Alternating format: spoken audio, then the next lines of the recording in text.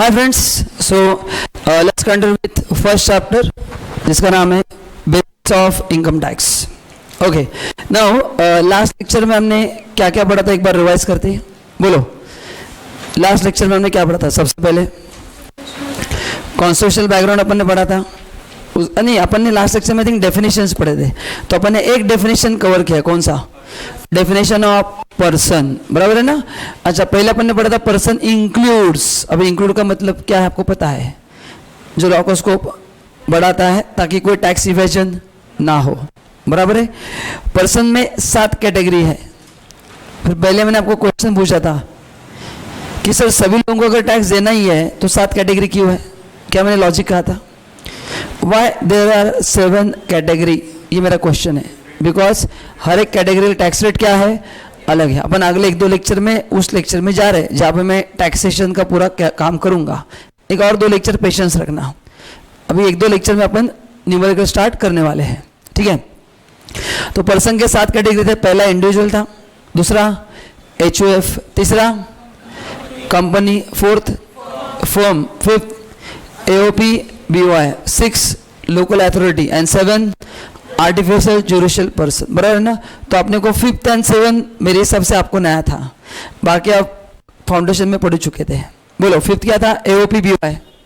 तो what is AOP BOI? Its association without registration. याद है ना, डायग्राम बना के दिया था, है ना. ना तो कंपनी एक्ट में रजिस्ट्रेशन है, ना पार्टनरशिप एक्ट में रजिस्ट्रेशन है. तो इट्स अनइनकॉर्पोरेटेड एसोसिएशन. सो उसको बोलते हैं AOP एंड BOI. अब इन दोनों में फर्क क्या मैंने कहा था? BOI consist of only individual and AOP consist of any 2 person, one artificial and one natural. याद आ रहा है ना. एक होता है ऑपरेशन ऑफ लॉ एंड एक coming together for particular activity. याद है कि नहीं? गुड. ओके, नेक्स्ट और क्या पढ़ा था अपन ने लास्ट? Artificial judicial person. ये कौन होता है? जो पहले 6 में नहीं है, वो कौन से कैटेगरी में?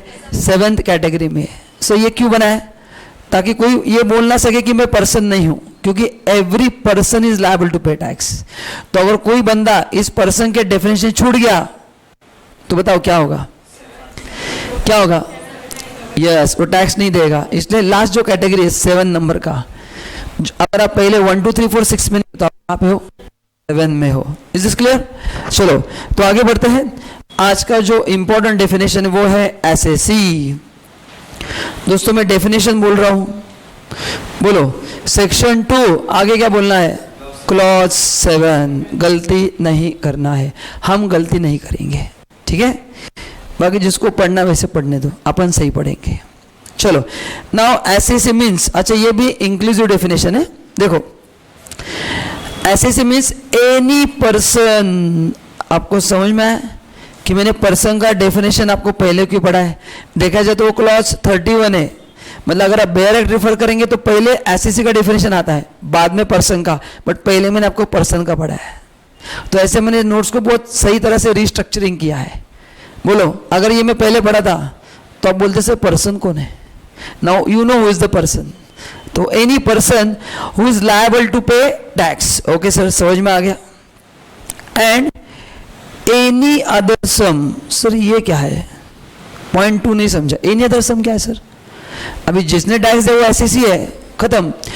इन मतलब if you are liable to pay any interest, penalty, fine, then also you are what?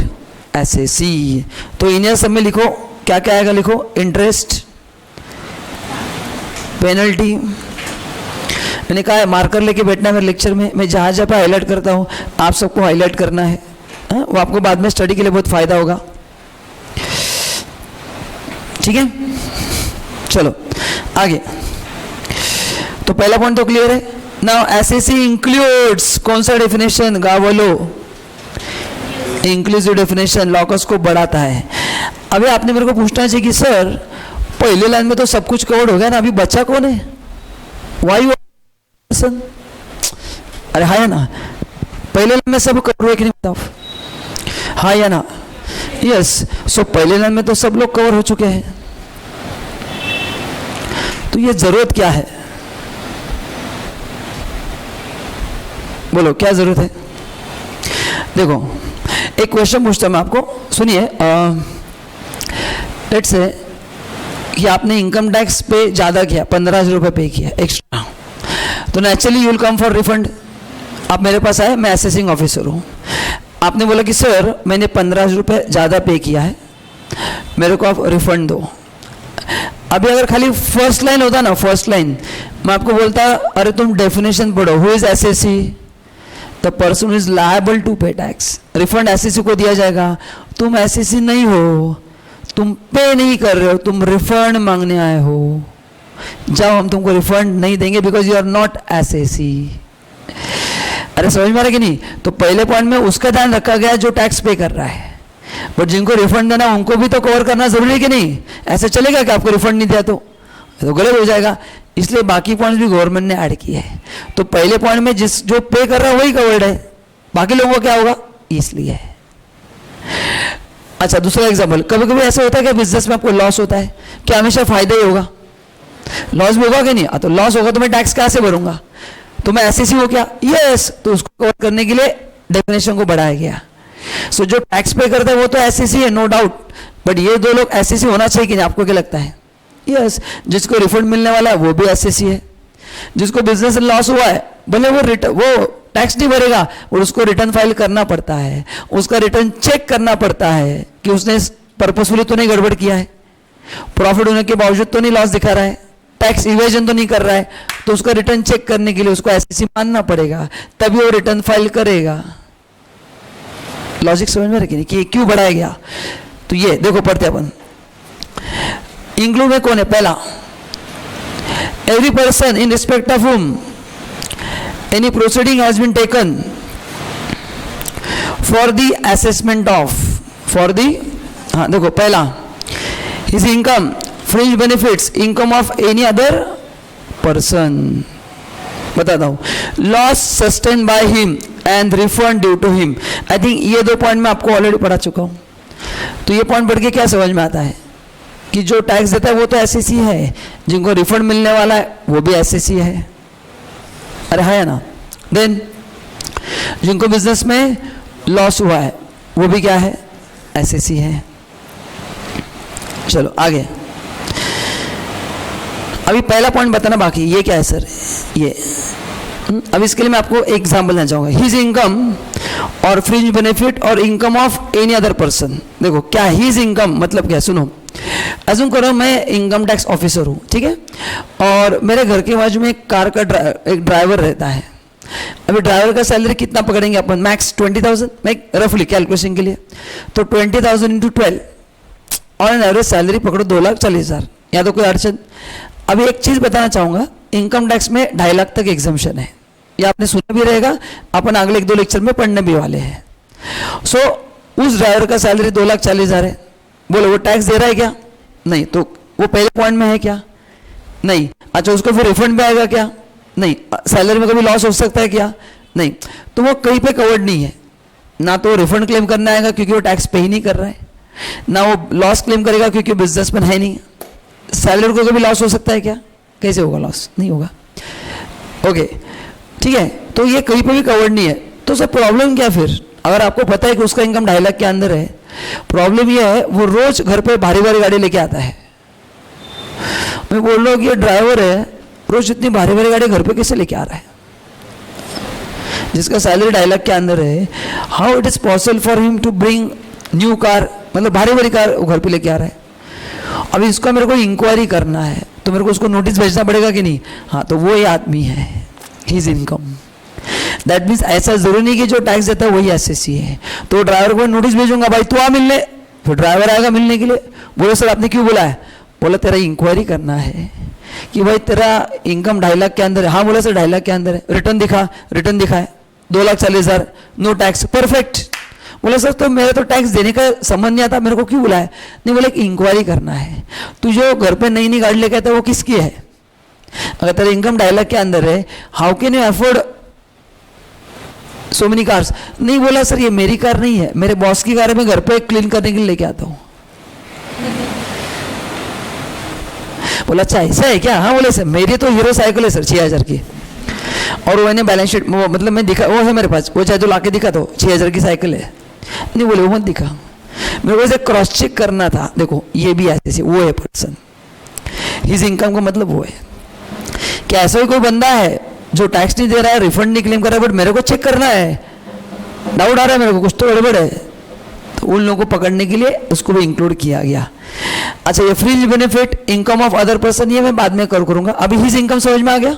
हाँ, तो ये 2 पॉइंट मैं बाद में सही समय आने पे आपको बताऊंगा। बी, अभी ये हो गया। अभी और एक को ऐड किया, a person who is deemed to be assessee. Deem का मतलब होता है एज्यूम टू बी। डीम का मतलब क्या है? Assume to be assessee. मतलब क्या है? मतलब क्या है?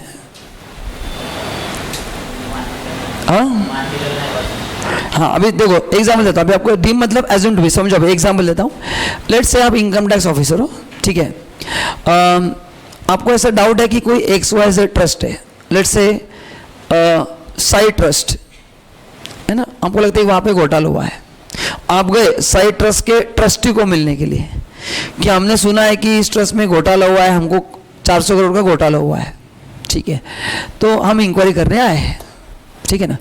अभी वो ट्रस्टी बोल रहा है देखो तुम जो बोल रहे हो वो सही हो भी सकता है, नहीं भी हो सकता है, घोटाला नहीं हुआ है, वो तो ना ही बोलेगा, इनकम टैक्स का काम है चेक करना, है ना। बोलेगा ये साई ट्रस्ट साई भगवान का है, तो तुम हमको पूछो, भगवान को पूछो, अंदर बैठे, तुमको भेजता हूँ, बात कर लो। अभी भगवान से कैसे बात करेंगे? पॉसिबल है क्या?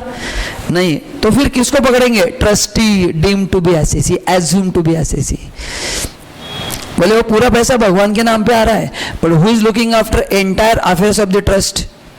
ट्रस्टी। तो ट्रस्टी को डीम टू बी एसएससी माना जाएगा, तो उसको कुछ गड़बड़ होगा तो जेल में उसको ही जाना पड़ेगा, इनकम टैक्स लायबिलिटी उसको ही पे करना पड़ेगा, हम उसी को एसएससी मानेंगे। तो इनकम टैक्स में जो भी प्रोसीजर है वो सब उसके अगेंस्ट अप्लाई होगा। ही कैन नॉट से गो एंड कैच गॉड, जाओ इंक्वायरी करो उनसे, कैसे बात करेंगे गॉड से? गॉड को पकड़ेंगे क्या अपन? बोलेंगे बताओ कैसे किया? अरे पॉसिबल है क्या? तो फिर ट्रस्टी ऐसे भाग जाएगा फिर? हाँ, नहीं बोले ट्रस्टी को ही मानेंगे एसएससी, तो trustee has to give all the answers, इसको बोलते हैं डीम टू बी एसएससी।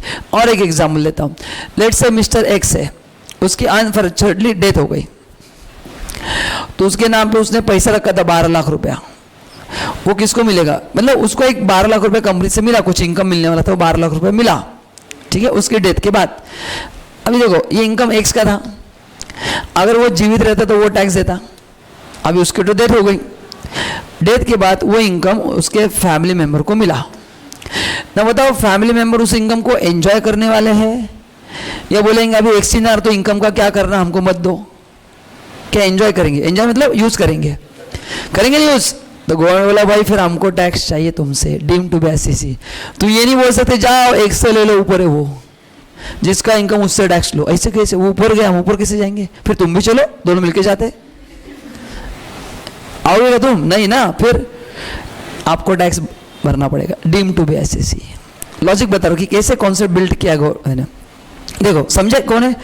देखो कौन है डीम टू बी एसएससी में? देखो पहला trustee of a trust and दूसरा लीगल रिप्रेजेंटेटिव। दूसरा कौन है? लीगल रिप्रेजेंटेटिव, ठीक है। तो ये जरूरी है कि नहीं इंक्लूड करना, नहीं तो फिर गड़बड़ हो जाएगा। तीसरा every person who is deemed to be assessee in default. क्या बोला है? Deemed to default under the A मतलब ये है। सुनो अभी क्या है, अब ये क्या है sir deemed to be default? कुछ समझा नहीं हमको। सुनिए, अभी आज एक घर पे जाके काम करना है, वेरी इंपॉर्टेंट फॉर एवरीवन। अगर आपको ये प्रैक्टिकली समझना है तो आपके पेरेंट जो भी काम करते हैं, जॉब करते रहेंगे, बिजनेस करते रहेंगे, प्रोफेशनल्स लेंगे आपके जैसे, उनको पेमेंट मिलते समय कुछ लोगों से एक टैक्स कट होता है जिसका नाम है TDS। You must have heard, it's a very famous tax, सुना है ना? तो ध्यान में रखना, आपको इनकम मिलते समय TDS कट होता है। TDS is the responsibility of pair. TDS is responsibility of pair. Let's say आप इन्फोसिस में जॉब कर रहे हैं, ठीक है, आपने बोला अपन प्रैक्टिस नहीं करेंगे, जॉब करेंगे, ओके। आपका सैलरी मंथली 1 लाख रुपया है, तो आपको 1 लाख देते समय Infosys has to deduct TDS and paid to the government. आप जो दोगे वो इनकम टैक्स होगा। TDS के अपन पढ़ने वाले बाद में बताऊंगा, है ना, सो इट्स ओके, अभी जैसे समझ कॉन्सेप्ट को ध्यान देना। TDS के नहीं, ये जो बता रहा हूँ वो अभी इन्फोसिस टीडीएस कट करना भूल गई, ऐसा होता नहीं है, मैं एग्जांपल दे रहा हूँ। तो आपको गलती से 1 लाख रुपए आ गया, उसका टैक्स था 5,000 रुपये, एज्यूम करो। ये टीडीएस इन्फोसिस ने भरा क्या? नहीं, तो इन्फोसिस को एसेट इन डिफॉल्ट माना जाएगा। अब आप बोलेंगे फर्क क्या पड़ता है उससे? जब भी एसेट इन डिफॉल्ट माना जाता है उसके ऊपर इंटरेस्ट लगता है, पेनल्टी लगता है, जो इन्फोसिस को भरना पड़ेगा, आपसे रिकवर नहीं कर सकते, क्योंकि ये टीडीएस कट करने का जिम्मा किसका था? इन्फोसिस का था, पेयर का था, उन्होंने नहीं कट किया, तो वो 5,000 तो उनको भरना ही पड़ेगा, वो बाद में आपसे कवर किया जाएगा नेक्स्ट मंथ में। लेकिन उसके ऊपर जो इंटरेस्ट है, जो पेनल्टी है, if applicable subject to TDS chapter, जो बाद में देखेंगे अपन, तो उनको माना जाएगा एसेट इन डिफॉल्ट। डिफॉल्ट जहां पे वर्ड आएगा इनकम टैक्स में, मतलब आपने कुछ तो भी गड़बड़ किया। हम बोलते हैं ये डिफॉल्टर है, मतलब क्या है? कुछ तो गड़बड़ की, क्या है वो बाद में देखेंगे। सो बस वहां से वर्ड आया डिफॉल्ट, तो जहां पे डिफॉल्टर नाम आएगा आपको सजा होगी, वो क्या होगी बाद में देखेंगे। तो देखो, who is assessee in default? 2 लोग हैं। पहला, fail to deduct and remit TDS, and दूसरा fail to pay tax and any other sum demanded. मतलब क्या है? एक कट करना भूल गया एंड दूसरा कट करके भरना भूल गया, मतलब अल्टीमेटली गवर्नमेंट को मिला है क्या? नहीं है, तो वही है। एंड अदर सम डिमांडेड मतलब फिर उसके ऊपर इंटरेस्ट मांगा गया था कि तुम इंटरेस्ट भरो, डिले हुआ है, वो भी नहीं दिया, तो उसको बोलते हैं asset in default. Is this clear? तो दोस्तों ये डेफिनेशन ऑफ एसएससी। इतने सारे लोग इनकम टैक्स में एसएससी है ना। एक जो टैक्स देता है वो, दूसरा कौन है? जिसके अगेंस्ट अपन ने इनकम टैक्स प्रोसीजर लगाया है। तीसरा कौन है? डीम टू बी एसएससी है। चौथा डिफॉल्ट, एसएससी इन डिफॉल्ट है। इतने सारे एसएससी के सही। इसमें एग्जाम में क्वेश्चन आएगा? नहीं आएगा, इसमें एग्जाम में क्वेश्चन नहीं आएगा। ये आपको कॉन्सेप्ट समझाने के लिए है, ये किसके लिए? कॉन्सेप्ट समझाने के लिए है। चलो, बट आपको समझ में आ गया एसएससी का ओवरऑल डेफिनेशन कैसा बनाया गवर्नमेंट ने? सब सोच के बनाया है, ठीक है। अच्छा, एक क्वेश्चन पूछना चाहूँगा बिफोर आई गो अहेड। मैं एक स्टेटमेंट आपको बता रहा हूँ, जरा सोच के रखना। Every person is SSC but every SSC is not a person. क्या है? Every SSC is a person but every person is not an SSC. सोचो इसके ऊपर आपका जवाब क्या होगा। Either you agree with my statement और disagree, you have to justify, है ना। खाली तुक्के नहीं मारना, yes no yes no. Again I repeat my statement, आप चाहे तो लिख के रखो। क्या स्टेटमेंट, क्या मैं बोल रहा हूँ? Every SSC is a person, every SSC is a person but every person is not an SSC. बोलो, क्या लगता है आपको? जो एसएससी वो पर्सन है क्या? हाँ, assessee means person who is liable to pay tax. तो जो एसएससी वो पर्सन है, बट जो पर्सन है वो एसएससी है क्या? आप लोग बोलो एज ए स्टूडेंट, बोलो आप पर्सन हो क्या? आप इंसान हो? सोनल, डाउट है? हाँ, तो ऐसे सोच रहे, बोलो ना। हाँ, अरे आप इंसान हो क्या? हाँ, तो हाँ बोलो जोर से। हाँ, आप एसएससी हो क्या? नहीं हो। तो समझा कि मैं क्या बता रहा हूँ? तो मैंने जो कहा वो करेक्ट है क्या? कि every SSC is a person but every person need not be. हाँ, क्योंकि आप लोग पर्सन हो, आप लोग इंसान हो, बट आप इसमें कहाँ पे फिट होते बताओ? आप इनकम ही अर्न नहीं कर रहे, तो क्यों तुमको पकड़ेंगे? अरे हाँ या ना? हाँ, अभी समझा क्या नहीं? तुम्हें जो बोला करेक्ट था क्या गलत था? करेक्ट था। क्या था correct? Every SSC is a person but every person. Excellent, just analysis के लिए बताया। आगे नाउ दोस्तों आ रहा है बहुत ज़बरदस्त कॉन्सेप्ट, बहुत इम्पॉर्टेंट कॉन्सेप्ट। इस कॉन्सेप्ट में जो आपको टर्म्स पढ़ाने वाला हूँ, ये आपको ध्यान में रखना है टिल योर डेथ और retirement which ever is earlier. Sir मजाक कर रहे हो? नहीं, सिंसियरली मजाक कर रहा हूँ, क्योंकि आप इनकम टैक्स लाइफ लॉन्ग देते रहोगे ना, क्या डायलॉग के अंदर ही कमाओगे? नहीं, इतना मत करना, बहुत पैसा कमाओगे। सो ये आपके लिए बहुत रिलेवेंट है। तो ये कॉन्सेप्ट खाली एग्जाम पॉइंट ऑफ व्यू नहीं पढ़ना है, कोई बाद में आपको पूछेगा नहीं एसएससी कौन है, but this is relevant for you also. So ये अगला कॉन्सेप्ट कब तक ध्यान में रखना है?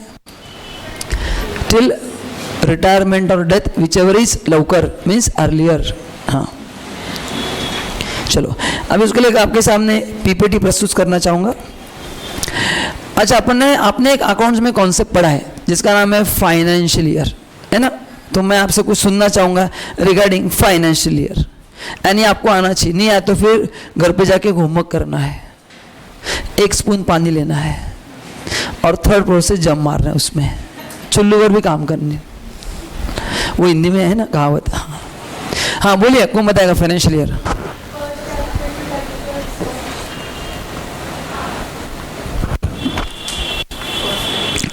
बोलो. करेक्ट है. It's a period of 12 months which starts on 1st April ends on, सबको पता है? एक्सेलेंट. नाउ ध्यान दो स्क्रीन पे. तो देखो ये है फाइनेंशियल ईयर, दिख रहा है आपको स्क्रीन पे? कब स्टार्ट हो रहा है? 1 अप्रैल को. खत्म कब होगा? 31 मार्च. कोई प्रॉब्लम नहीं? ओके. नाउ अभी मैं 2 प्रीवियस ईयर लिख रहा हूँ, 2 ईयर लिख रहा हूँ. एक फाइनेंशियल ईयर है 1920, दिख रहा है आपको? दिख रहा है कि नहीं?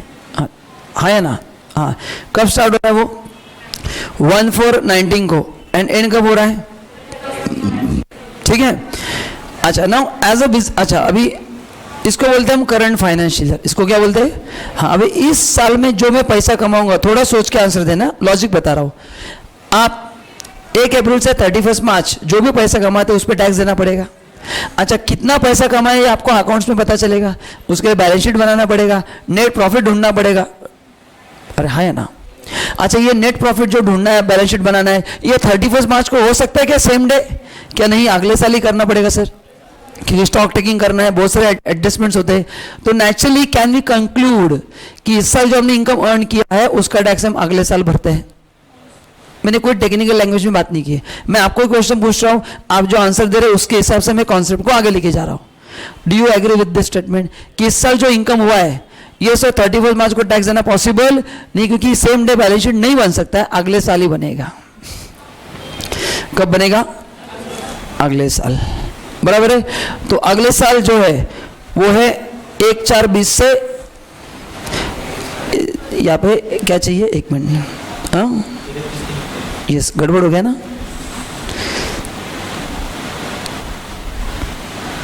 यहाँ पे कितना चाहिए?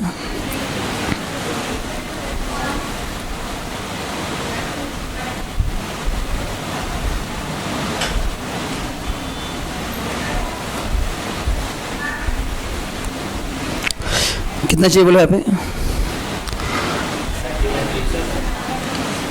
गलत हो गया ना ये? 31 मार्च चाहिए ना? 31 मार्च क्या चाहिए यहाँ पे?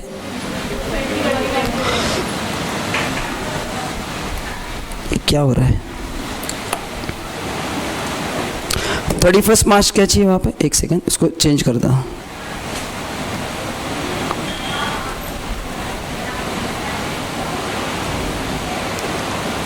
Yes, perfect.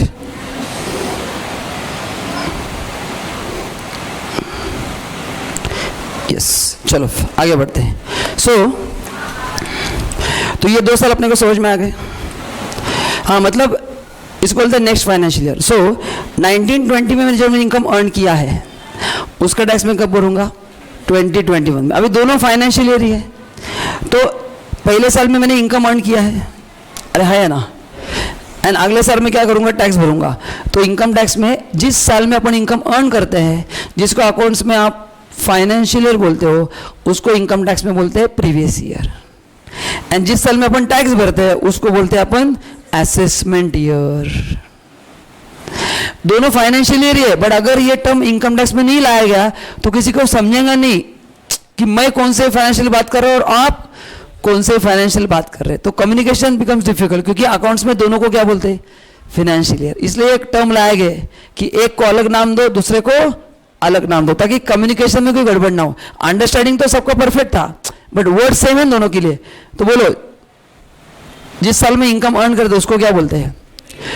एंड जिस साल में अपन टैक्स देते उसको असेसमेंट ईयर. यहाँ तक क्लियर है क्या? हाँ.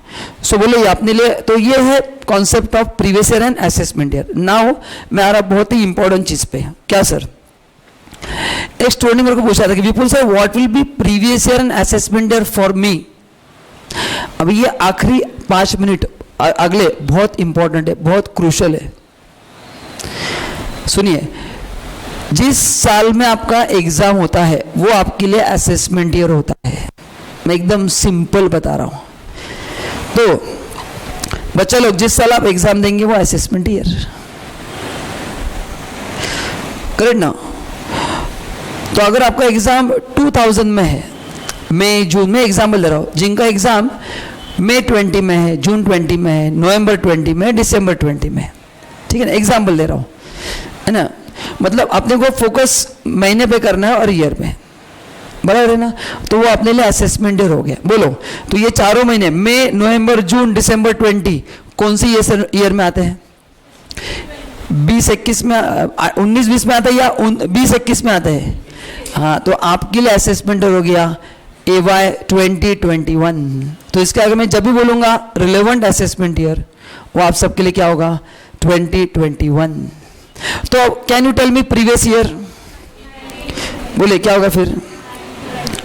हाँ, मतलब दोस्तों मैं आपको जो भी पढ़ा रहा हूँ टैक्सेशन, ये कौन से प्रीवियस ईयर के लिए? 1 अप्रैल 2019 से 31 मार्च 2020 तक जो लोग पैसा कमाएंगे उनका टैक्स अपन अगले साल भरेंगे, वो रेट है.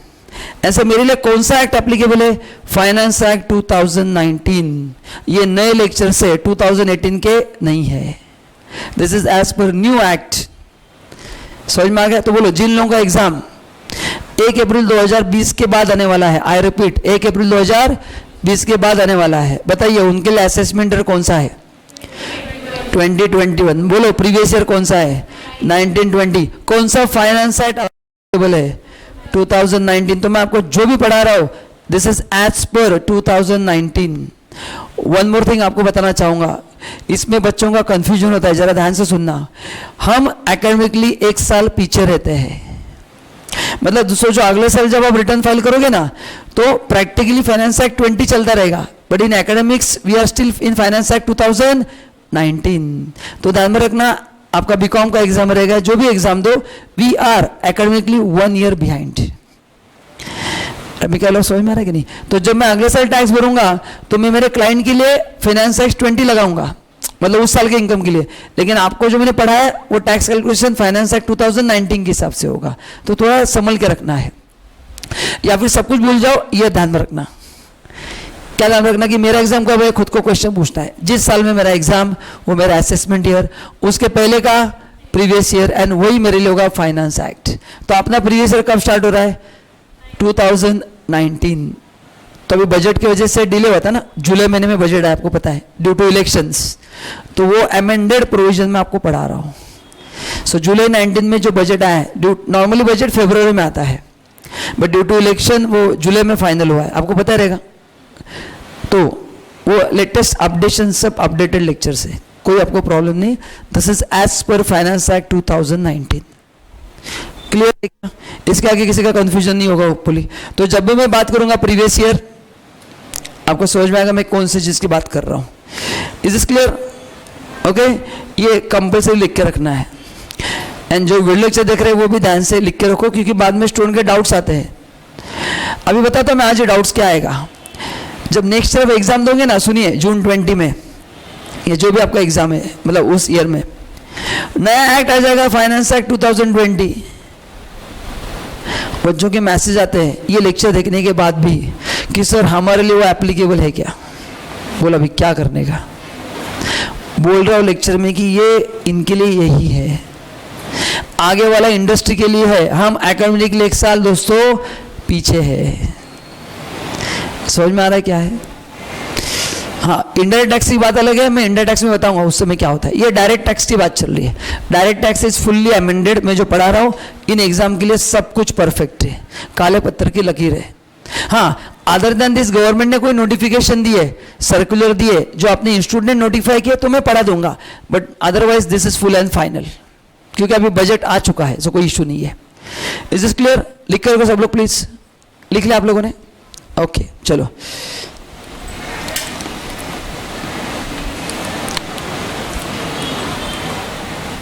अभी अच्छा एक सेकेंड, अभी अपन थोड़ा नोट्स पढ़ते।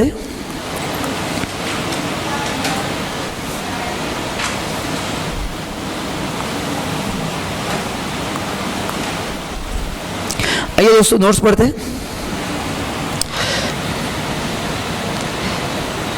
देखो पहला लिखा है यहाँ पे असेसमेंट ईयर। बोलो क्या असेसमेंट ईयर है? पढ़ते अपन। It's a year in which income is charge to tax और in which income tax is payable. तो जिस साल हम टैक्स देते हैं वो कौन सा ईयर होता है? Assessment year. It is a period of 12 months commencing on 1 April every year. कोई प्रॉब्लम? ओके ना बताइए दोस्तों प्रीवियस ईयर क्या होगा? अभी आपको आइडिया आ गया। Previous year is the year in which income is earn. It is same as a financial year. All assessees are required to follow uniform previous year. मतलब ये अप्रैल टू मार्च फॉलो करना से कंपलसरी है? Yes दोस्तों compulsory है। इसको आप change नहीं कर सकते, फिर डिपार्टमेंट को असेसमेंट करना मुश्किल हो जाता है। That is 1 April to 31 March as the previous year for income tax purpose बोला है। फ्रॉम असेसमेंट ईयर 89-90 ऑनवर्ड्स, इसके पहले अलाउ करते थे बट एवाई 89-90 से गवर्नमेंट ने मैंडेटरी कर दिया है कि आपको कंपलसरी असेसमेंट ईयर 1 अप्रैल को ही स्टार्ट होगा। All SEs are required to follow financial year, that is April to March. This uniform previous year has to follow for all source of income. मतलब ये सभी के लिए क्या करना पड़ेगा? आपको फॉलो करना पड़ेगा। ओके नाउ अभी देखिए एक एग्जाम्पल दे रहा हूँ, मैं 1 मिनट रुकता हूँ, आप जरा आपके हिसाब से देख लो आपको कितना समझ में आता है। मैं पढ़ाने वाला हुई but I want you to go through it. देख लो जरा प्लीज, सब लोग जो वीडियो में देख रहे देख लो प्लीज। क्या लिखा आप आपके हिसाब से समझ लो, मैं डिटेल एनालिसिस करने वाला।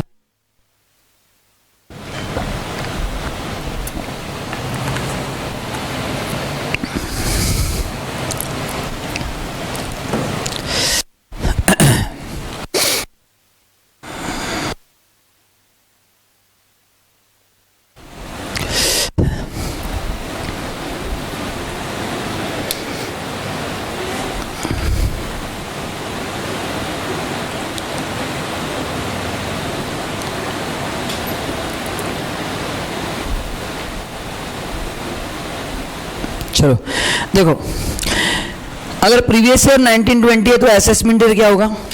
2021। देखो तो ये मेरा प्रीवियस ईयर है, बराबर है ना? तो बोलो असेसमेंट ईयर कौन सा होगा उसके लिए? ये होगा उसके लिए असेसमेंट ईयर। अरे सही बोल रहा हूँ कि नहीं मैं? हाँ, ये तो आपको समझ में आया सर। अभी कुछ खास बात बताने जा रहा हूँ, जरा ध्यान से सुनना। जो आपने एनालिसिस शायद नहीं कर पाए, क्वेश्चन पूछ रहा हूं। जैसे अभी मैंने आपको एसएससी का क्वेश्चन पूछा था, मेरा क्वेश्चन है, स्टेटमेंट है आपको, आप देखो उसको कैसे आंसर दे सकते हैं। Financial year plays double role, double role, ये क्वेश्चन है।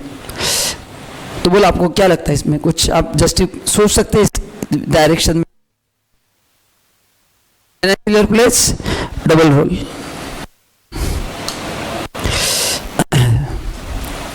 यस सुनिए, अगर आपको डाउट है तो बताता हूं। इस पे फोकस कीजिए। मैंने जो अभी ग्रीन कलर से हाईलाइट किया है, is this our assessment year? पहले हाँ या ना बताओ। यस, तो 2021 इज आवर असेसमेंट ईयर। अच्छा, ये असेसमेंट ईयर कौन से प्रीवियस ईयर का है? 1920। अरे हाँ या ना? एंड बताओ ये जो 20-21 है, ये 21-22 के लिए क्या है?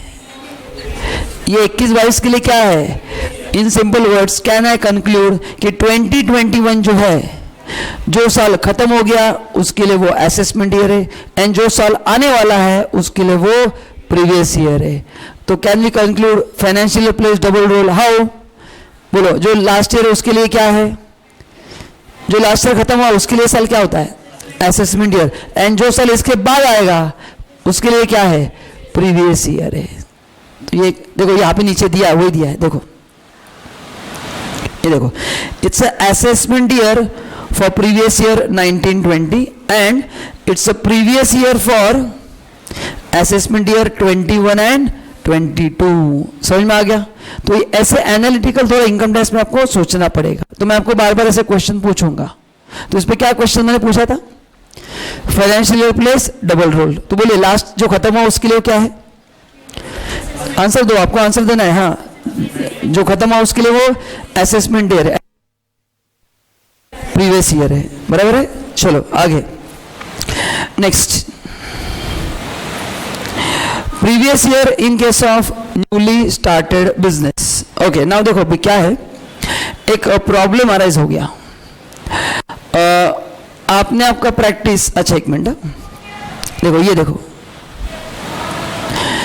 आपने आपका बिजनेस स्टार्ट किया 3 मार्च 2020 को। अच्छा, अभी तक आपने जो डिस्कशन किया है उसके हिसाब से अपना प्रीवियस ईयर 1920 है। Do you agree? आंसर देना है या तो हाँ या तो ना। हाँ, ये स्टार्ट होता है 1 अप्रैल को। अरे हाँ या ना, आंसर देना है, ठीक है। अभी मैंने यहाँ पे बिजनेस ही 3 अप्रैल को स्टार्ट किया है, 3 मार्च को। आई एम सॉरी, आपका दोस्त है, उसने आपको बेचारे बता रहे मेरे लिए प्रीवियस ईयर क्या होगा, क्योंकि मैंने 1 अप्रैल को बिजनेस स्टार्ट ही नहीं किया है। मैंने बिजनेस स्टार्ट किया है 3 मार्च 2020, मतलब 19-20 में किया है, लेकिन 1 अप्रैल को नहीं किया, इन बिटवीन किया है। ऐसा होगा कि नहीं? आप भी आपका प्रैक्टिस कब स्टार्ट करोगे? रिजल्ट आने के बाद ही स्टार्ट करोगे, एंड आप थोड़ी 1 अप्रैल रुकोगे, इमीडिएटली स्टार्ट करेंगे, पैसा कमाना है तो नेचुरली आप भी वही करोगे। एक बार डिग्री आ गया हाथ में, जॉब चालू, मतलब जो भी है, तो फिर आपके लिए पहला प्रीवियस ईयर क्या होगा? देखो मैंने हाईलाइट किया है,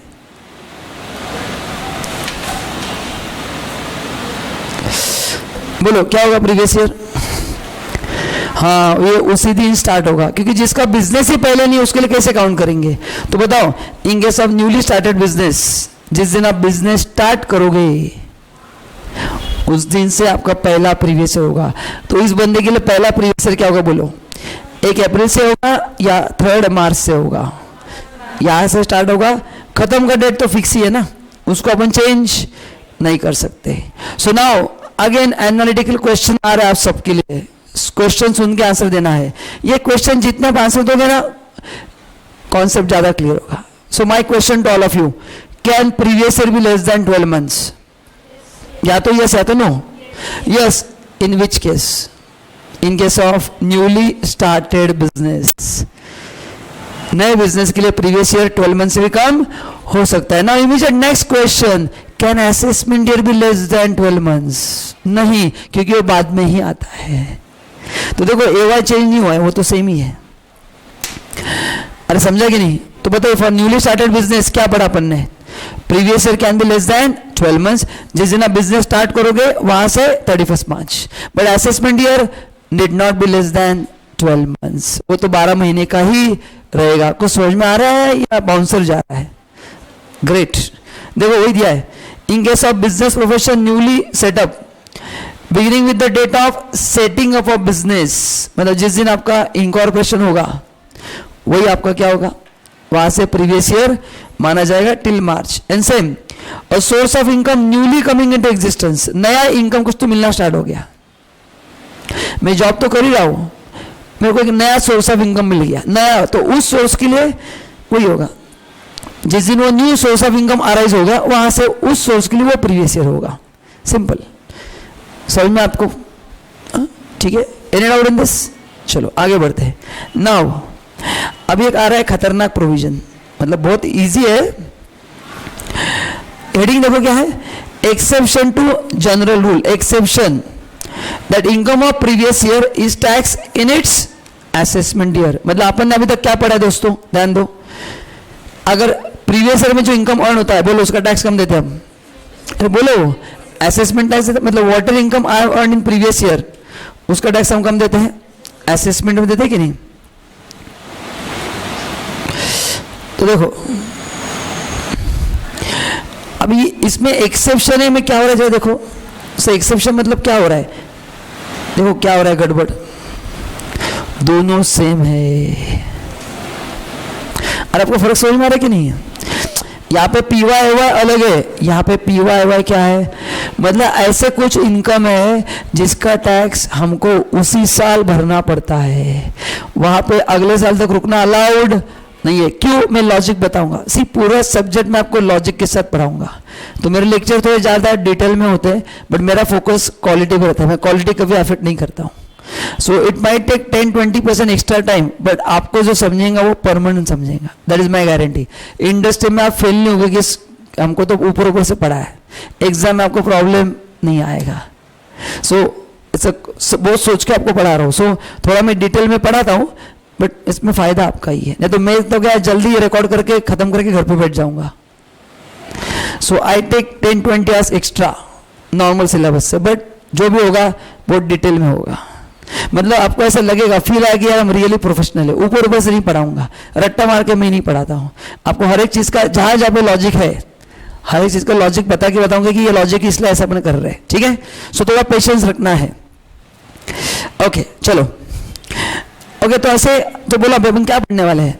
ऐसा कुछ इनकम है जिसके लिए उसी साल टैक्स देना पड़ता है, इसलिए पीवाई जब 19-20 होगा तो एवाई भी क्या होगा 19-20। पढ़ना है क्या? ऑप्शन क्या है सर, है ना? पढ़ना ही है। हम ना बोले तो आप पढ़ाने वाले हो। चलो तो दोस्तों ये सेक्शन है, ये उसके इनकम है। एंड देखो पहला कौन सा है 172 shipping business of non resident. तो ये नॉन रेसिडेंट है। अच्छा अभी नॉन रेसिडेंट को अपन ने पढ़ा नहीं, ये चैप्टर 2 में पढ़ाऊंगा। ओके कुछ इमेजिन मत करो, आप जो इमेजिन कर रहे हैं ऐसा कुछ भी नहीं है। ये बहुत अलग कॉन्सेप्ट है कि मेरे पास रेशन कार्ड नहीं, मैं नॉन रेसिडेंट। अरे कुछ भी नहीं सोचना है। मेरे पास आधार कार्ड नहीं, अरे कुछ भी नहीं सोचना है। It's a total, it's a income tax subject. Okay totally different है। तो सेकेंड चैप्टर में मैं आपको डिटेल में पढ़ाऊंगा कि कौन रेसिडेंट है कौन नॉन रेसिडेंट है। ठीक है? तो ये नॉन रेसिडेंट करता है क्या बताता हूं। वो बाहर से इंडिया में शिप लेके आ रहा है, शिप पे गुड्स रहेंगे, पैसेंजर रहेंगे, तो उनसे पैसा लेगा वो फ्रेट या चार्जेस, फिर बाद में वो शिप लेके बाहर निकल जाएगा। अभी उसको जो इनकम हुआ है उस पर उसको यहाँ पे टैक्स देना पड़ता है। अब एक आप सोचो, एक बार वो शिप लेके बाहर गया, सपोज कनाडा से शिप लेके आया है, यहाँ पे गुड्स अनलोड हो जाएंगे, पैसेंजर उतर जाएंगे, फिर आगे वो कनाडा चला जाएगा। एज्यूम करो कनाडा जाने के लिए 2 महीने लगते हैं, पैसा कमा के गया। Do you think he will come back here only to pay tax? Can we trust human being so much? As far as tax never trust, क्योंकि किसी को टैक्स देना पसंद है ही नहीं। फिर वो भारतीय हो या फिरंगी हो, जेब से जाता है ना, पिंच डायरेक्ट जेब से जा रहा है, दर्द होता है बहुत। तो उसको बोला भाई तो अभी टैक्स भर, बाद में मत आ। सेम तेरे लिए पीवाई हुआ है, सेम है। नेक्स्ट ईयर तो आएगा नहीं, हमको तेरे को पकड़ने को आना पॉसिबल नहीं है। ऑलरेडी बहुत लोग बाहर आए नहीं, विजय माल्या जी बाहर है, नीरव मोदी जी बाहर है, आ नहीं रहे, तेरे को नया किधर ढूंढेंगे, तू इधर ही रह जा। मतलब टैक्स निके भी। तो ये एग्जाम्पल बोलो गवर्नमेंट ने लॉजिकली किया कि नहीं प्रोविजन। आगे दूसरा एग्जाम्पल सेक्शन 174। अच्छा इसका डिटेल डिस्कशन अभी नहीं है, अभी इतना ही हेडिंग्स है तो वही बता रहा हूं। पर्सन लिविंग इंडिया परमानेंटली, अपन एग्जाम्पल लेंगे। तुम्हारा नाम क्या है? हाँ पारुल। ओके नाउ पारुल जो है वो इन्फोसिस में जॉब कर रही है, उसको कनाडा में बहुत अच्छा अपॉर्चुनिटी आया है, hence she is living India permanently. ठीक है, पैक करके यूएस जा रही है। अब उसने अप्रैल टू अगस्त इंडिया में काम किया है and she is ready to pay tax, but problem is assessment year में टैक्स दिया जाता है। तो again do think she will come back here only to pay tax? बोलेगी सर मेरा टैक्स देने का 12,000 का एंड यूएस से इंडिया आने का टिकट 8,500 है। ये कौन सा हिसाब है? और रहने का खर्चा अलग, कंसल्टेंट की फीस अलग। मैं एग्जाम्पल दे रहा हूँ, are you getting my point? तो कोई भी सैलरी नॉट फॉर हर, वो क्या प्रोफेशनल खुद ही फाइल करेगी। मैं एक एग्जाम्पल है आपको, it's not for applicable to only us. जो भी बंदा जॉब के लिए बाहर जा रहा है, फिर वो आईटी फील्ड का हो सकता है, मेडिसिन का हो सकता है, आप और मैं इनकम टैक्स रिटर्न खुद फाइल कर सकते हैं क्योंकि अपन इनकम टैक्स उतना पढ़ रहे हैं। What about none other people? तो वो क्या करेंगे फिर? वो नहीं आएंगे। तो गवर्नमेंट ने कहा नहीं टेंशन मत ले, तू भर के जा टैक्स, हम लेंगे तेरा, आज ही लेंगे। लेना चाहिए कि नहीं? अब आएंगे क्या खाली टैक्स देने के लिए इंडिया में? 12,000 का टैक्स, 7,500 का टिकट, होटल रहने के लिए नहीं, वो पैसा अलग, खाने पीने का अलग, तो बहुत महंगा गिर जाएगा कि नहीं? एंड लोगों को पकड़ना गवर्नमेंट के लिए पॉसिबल नहीं है। तो एकदम टेक्निकल जेन्युइन रीजन है, भरो इस साल टैक्स। तो पारुल के लिए भी उस केस में पीवाई क्या होगा? सेम होगा। अरे कुछ समझ में आ रहा नहीं? इज दिस लॉजिकल और नॉट? गुड। तीसरा AOP, BOI, AJP form for a particular event और पर्पस. हाँ, हमने वो जॉइंट वेंचर किया था टेम्पररी पीरियड के लिए for 4 months. 4 months are over, henceforth there will be no activity in that business. So भरदौन टैक्स इस साल नेक्स्ट साल रुक के क्या करना है? अपना प्रोजेक्ट 4 महीने का था, प्रोजेक्ट खत्म हो गया. Will there be any activity after this? No sir, there will not be any activity. Then why to wait till next year? अरे भर दो आज ये टैक्स, खत्म कर दो. PYY से आपको दिमाग को टेंशन खत्म ना, नहीं तो दिमाग में तलवार लटकते रहेगी, यार इनकम टैक्स रिटर्न फाइल करना है, क्या बेटर है? और कभी ना थोड़ा भरना ही है ना, तो आप आज भरना बेटर करोगे, बेटर है बाद में 8 महीने तक लटका कर रखना. खत्म करो, भरना ही है तो आज ही भर दो ना, आप भी मुक्त हम भी मुक्त. Then person likely to transfer property to avoid tax. अब इसका मैं डिटेल डिस्कशन नहीं करूंगा, आप जस्ट पढ़ के रखो ये, मतलब छोड़ दो इसको, बस ये वर्डिंग ध्यान में रखना. एग्जाम में पूछते हैं 2-5 मार्क के लिए, है ना, मतलब जो भी पैटर्न है उसके हिसाब से आपको क्वेश्चन आएंगे. ओके, अब इसमें से एक क्वेश्चन आ गया तो 1 मार्क के लिए आ सकता है, ऐसे डिपेंड्स. तो आपको पढ़ के जाना है ना, अकॉर्डिंगली जो भी होगा उसके हिसाब से आएगा. लास्ट है डिसकंटिन्यूड बिजनेस. हाँ, अब इसका एग्जाम्पल ले सकता हूँ मैं लॉजिकली. आपने आपका पूरा कोर्स प्रॉपरली कंप्लीट किया, आपके डैड बिजनेस मैन है, आपने डैड को बोल दिया कि dad now I am earning enough, आप रिटायर हो जाओ, और आपने डैड को रिटायर कर दिया 15 दिसंबर को एग्जाम्पल. तो 1 अप्रैल से 15 दिसंबर उन्होंने जो इनकम कमाया है, बिजनेस बंद करना तो टैक्स भी भर दो ना. Why to wait till next year? तलवार लटकती रहेगी, यार ये करना बाकी है. तो आप क्या, आपके लिए बेटर क्या होगा? विषय खत्म करना बेटर है, उसको लटका कर रखना, और भरना तो ही ना आज या कल, क्या बेटर है आप सोचो. मानसिकता के लिए भर के खत्म कर दो, तो उनके लिए भी PYY क्या होगा? सेम. तो ये 5 लोगों के लिए PYY सेम हो सकता है, बाकी सबके लिए अलग अलग ही होगा. अभी मैं लास्ट कॉलम पे फोकस करना चाहूंगा. कुछ देखो आपको समझ में आ रहा है क्या दोस्तों? इन 4 के लिए मैंडेटरी है, मतलब नहीं समझा? पारुल ने कहा कि सर मैं अगले साल टैक्स भरती हूँ, मेरी दोस्त की शादी है, मैं इंडिया आने वाली हूँ मई महीने में, तो भरूंगी टैक्स, मेरे को खास आने की जरूरत नहीं है, मैं आऊंगी. गवर्नर ने कहा कि पारुल हमने तुमको पूछा नहीं है, पता है मैंडेटरी है. We are not asking you, we are telling you. तो इन 4 लोगों के लिए मैंडेटरी है. लेकिन जो बिजनेस मैन है, आपने आपके डैड को रिटायर किया, उनको गवर्नमेंट ने ऑप्शन दिया है कि ठीक है तुमको आज भरना है तो आज भरो, या फिर अगले साल भरा तो भी चलेगा. तो ये भी लर्न करना जरूरी है. तो इसमें 2 प्रकार के क्वेश्चन आ सकते हैं. पहला क्वेश्चन, किन लोगों को AYP सेम रहेगा, एंड दूसरा उन 5 में से किन लोगों के लिए मैंडेटरी और किसके लिए मैंडेटरी नहीं है. तो किसके लिए मैंडेटरी नहीं बोलो? बिजनेसमैन के लिए मैंडेटरी नहीं है, वो सेम भी हो सकता है या फिर अगले साल भी किया तो भी चलेगा. So that's it. Previous year assessment is done from my side. Now I will wait for 1 minute. If you have any question please ask. एक बार आप भी देख लो, आप भी देख लो, स्टार्ट टू एंड पूरा PYI मैंने एक चीज आपको पढ़ाई है. एंड मेरे लिए सबसे इंपॉर्टेंट क्या मैंने आपको बताया था, क्या है हमारे लिए? कौन सा प्रीवियस ईयर है? 1920. असेसमेंट कौन सा है? 2021. हम कौन सा एक्ट पढ़ रहे हैं?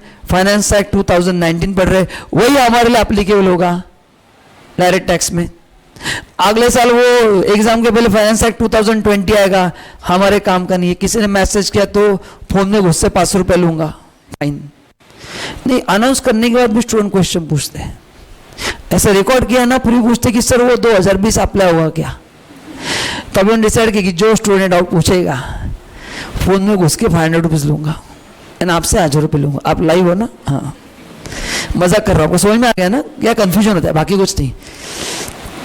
एंड फिर ऐसे बेसिक डाउट आया ना, तो मेरे को फिर आपके डाउट आता है कि स्टूडेंट का एग्जाम आ गया, उसको अभी डाउट है कि मेरे लिए AYP कौन सा होगा, 1 साल कर क्या रहता हो. मेरे को ये टेंशन आता है. It's not about giving answer, but question भी किस लेवल के आते हैं मेरे को डर लगता है. स्टूडेंट का प्रिपरेशन समझ में आता है कि वो एग्जाम के 1 महीने पहले उसको डाउट है कि मेरे लिए कौन सा एक्ट एप्लीकेबल है. तो we can imagine what is happening, है ना. Anyways, any question? कोई क्वेश्चन नहीं? बहुत भारी.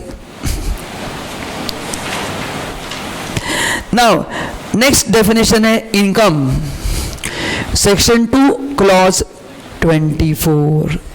चलो देखते हैं.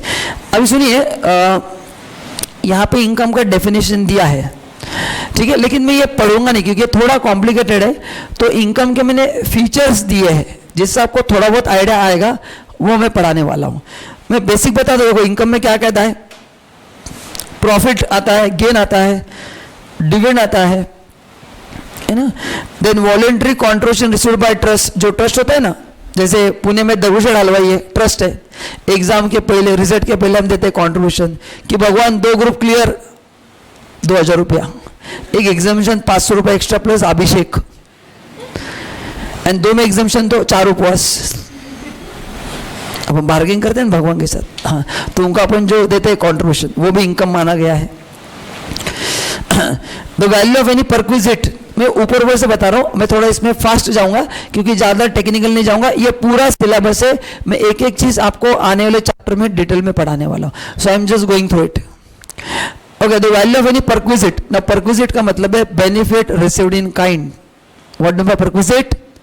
हाँ, फॉर एग्जाम्पल आप सैलरीड हो, एक सिंपल एग्जाम्पल अज्यूम करो, सैलरीड हो, कंपनी ने कंपनी का गाड़ी आपको यूज करने के लिए दिया है. रोज सुबह घर पे आपको गाड़ी पिकअप करने के लिए आती है एंड फिर शाम को ड्रॉप करने के लिए आती है. Is this benefit given in kind? हाँ सर, इस पर भी टैक्स देना पड़ेगा. कंपनी ने आपको मेडिकल फैसिलिटी दी है, टैक्स देना पड़ेगा. यस, तो उसको बोलते हैं perquisite, benefit received in kind. ठीक है, तो ये बाकी आप पढ़ो मत, क्योंकि ये क्या है, मैं पढ़ाने को प्रॉब्लम नहीं है, बट ये सब सेक्शन में आगे कवर करने वाला हूँ. सो ये डेफिनेशन आप मत पढ़ो, दिया है मैंने ऐसे ही. कुछ चीज़ें सिंपल सिंपल बताए तो मैं आपको ये पढ़ सकते हैं आप. विनिंग फ्रॉम लॉटरी, इसको बोलते हैं इनकम टैक्स में कैजुअल इनकम. सो लॉटरी, क्रॉसवर्ड, कौन बनेगा करोड़पति देखा आपने, इसको बोलते हैं कैजुअल इनकम. कौन बनेगा करोड़पति? और कौन से प्रोग्राम है टीवी पे, कौन बनेगा इसका पति? नहीं, क्या ऐसा था ना, एक स्वयंवर करके था, 10 का दम, 20 का नहीं, 10 का दम, और वो सब है, बिग बॉस, बिग सिस्टर, जो भी है वो सब यहाँ पे आते हैं. बिग सिस्टर नहीं है ना, बिग बॉस है. नहीं, फॉरेन में क्या है, बिग ब्रदर है. हाँ सॉरी, बिग ब्रदर है. अपन ने यहाँ पे उनका कॉपी करके बिग बॉस कर दिया. यूएसए में इट्स बिग ब्रदर, ये गलती से सिस्टर गया, बोला सिस्टर कहाँ से आ गए. चलो, आपने को से बाहर आना है, उस घर से अपने बॉस है. Okay, so any winning from lottery, crossword puzzles, race including horse race and card game, तो ये भी कैजुअल इनकम में आता है. आगे बढ़ते हैं, बाकी कुछ भी मत पढ़ो, ये मैं आपको सब एक एक करके समझाता हूँ. तो इनकम का डेफिनेशन है, पढ़ने का प्रॉब्लम नहीं है, बट इसमें बहुत सारी चीजें हैं जो मैं आगे डिटेल में कवर करने वाला हूँ. हाँ, एक बार हो गया तो आप पढ़ना, आपको सब समझ में आएगा. खाली पढ़ के मतलब नहीं है, क्योंकि मैं उसको जस्टिफाई नहीं कर पाऊंगा अभी, बट मैंने दिया है, नहीं तो आप बोलेंगे सर ने स्किप किया. तो डोंट वरी, उसको पढ़ो मत आप. कब पढ़ना है सर?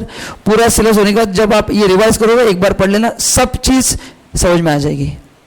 चलो, नाउ इनकम के फीचर्स क्या है ये मैं आपको जरूर बताऊंगा. पहला फीचर है कैश वर्सेस काइंड. मतलब क्या है, income can be in cash और it can be in kind. Sir example दो. मिशन लिया, ठीक है, उसने कहा कि सर मैं आपको फीस दूंगा, बट मेरा ज्वेलरी का शॉप है, तो मैं आपको ज्वेलरी ला के देता हूं. मैंने कहा ठीक है, ला के दो, तो इस पर टैक्स देना पड़ेगा. यस, सो क्योंकि अगर ये नहीं होता ना, तो इंडिया में सब ट्रांजैक्शन बार्टर में होते हैं. लोग बोलते हैं गवर्नमेंट ने क्या बोला है, कैश या चेक दिया तो टैक्स, दो नो टैक्स. गवर्नमेंट बोली नहीं, इनकम इज इनकम.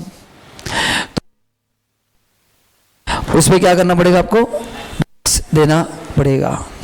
देखो, अभी इशू इसमें आरज होता है कि सर ये इनकम तो हमको काइंड में मिल रहा है. इनकम कैसे मिल रहा है अपने को? काइंड में. कैसे करना है? Kind to be valued as per the rules prescribe. तो सीबीडीटी जो है, अभी सीबीडीटी आ चुका हो, सो सीबीडीटी के जो रूल्स है उसके हिसाब से उसका वैल्यूएशन होगा. बट मैं आपको चेंज करता हूं.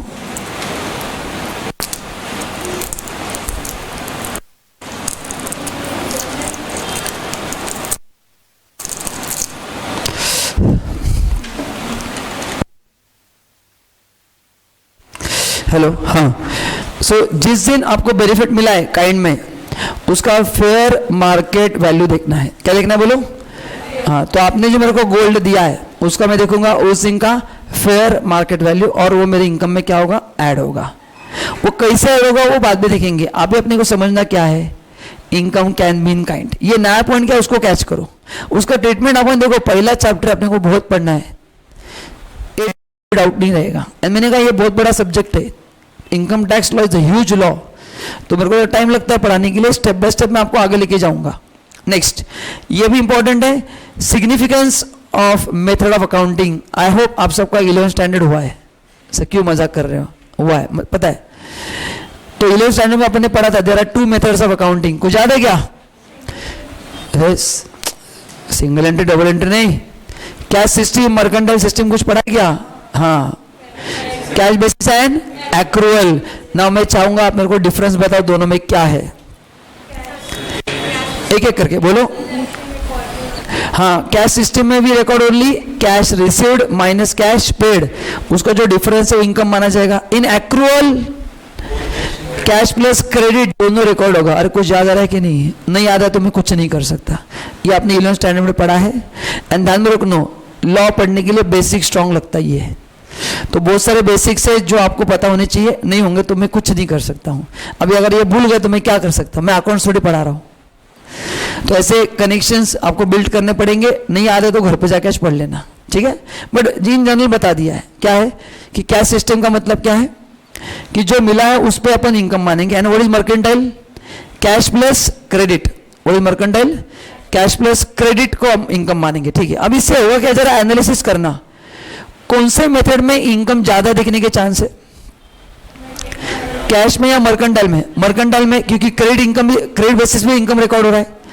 तो एसईसी क्या करेगा, पर्पसफुली इनकम टैक्स में वो कैश सिस्टम ही फॉलो करेगा,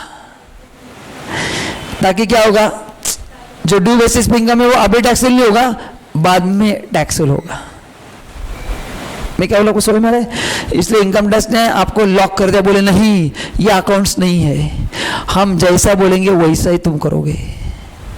तुम्हारा मेथड क्या तूने अकाउंटिंग में फॉलो किया, it's okay for company act. Income tax में हम जैसा बोलेंगे वैसा ही डांस करना है, वी आर द कोरियोग्राफर। तुम्हारा नागिन डांस हमको पसंद नहीं है, तो हम अलग से डिजाइन करेंगे। तो देखो उन्होंने क्या बोला है, देखो, where method of accounting is irrelevant, नीचे बोला है where method of accounting is relevant, ठीक है। अभी ये बाद में पढ़ाऊंगा, जरा ध्यान दो अभी स्क्रीन पे।